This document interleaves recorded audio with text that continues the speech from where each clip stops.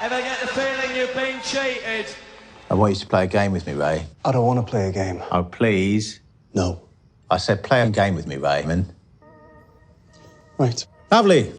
An American gangster in London tries to sell off his marijuana empire, unleashing violence, schemes, subterfuge, blackmail and betrayal, all in an attempt to dethrone the king from his domain.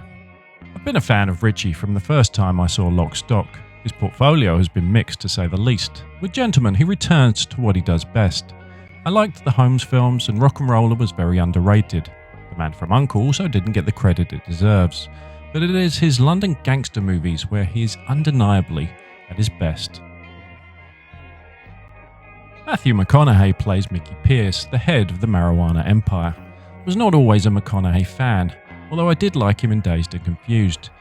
It was True Detectives that converted me. His performance, along with Woody Harrelson, is one of the highlights of television in the last 10 years. In Gentleman, Matthew is magnificent as Mickey. We also have to mention Charlie Hunnam, Michelle Dockery, Colin Farrell, and an excellent performance from Hugh Grant. I'm not always his biggest fan, but playing against type really works for him here. It's a rare thing for a modern Hollywood movie not to be woke, but a few slip through the cracks. Gentleman is one that does not toe the party line. On first watch, I thought this was an entertaining film, a modern-day Long Good Friday.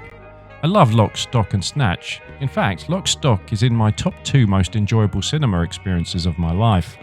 I even watched The Gentleman 2 times, which is very rare for me. It was on the second viewing that it really began to dawn on me there was more to this film than just entertainment. Ritchie has a lot to say with this film, which is easily missed if you just want to enjoy a gangster movie. Not that there's anything wrong with just enjoying a gangster movie. This film is addressing for me the biggest question of our time. Is the West as we know it finished? And is China destined to become the world's primary superpower? I believe Ritchie has not lost hope.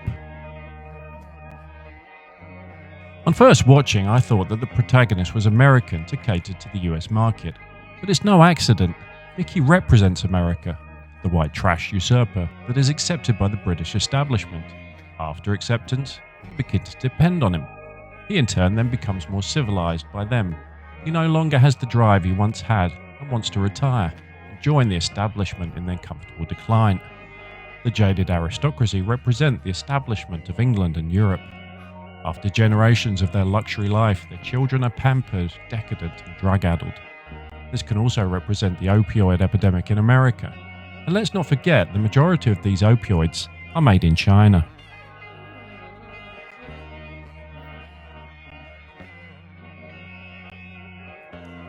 We are then introduced to our antagonist, a pathetic but clever American. It's no coincidence that he's more like Mark Zuckerberg or Jack Dorsey than Al Capone. We also have the young, vibrant Chinese gangster who's impatient to take control of it all. He doesn't want to wait till 2049 for Chinese world domination, and he sees an alliance with this Silicon Valley villain as a quicker solution. On first viewing, I was surprised that a Chinese character could be portrayed as a bad guy. Hollywood kowtows to China for financial reasons, so it made me wonder if there was more to this decision than first met the eye. Lord George and Dry Eye represent the two sides of China in the 20th century. George has the patient, creeping, insidious Longview. Dry Eye, the impatient, we want it all now attitude, who believe America is already finished. Is America's demise greatly exaggerated, or is Dry Eye right?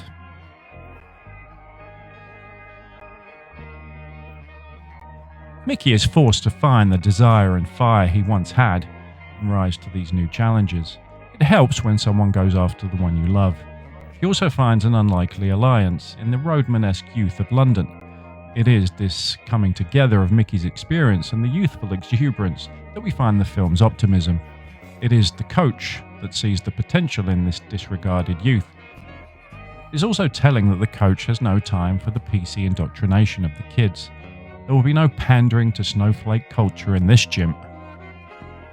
It is also no coincidence that the press is presented in a less than favourable light.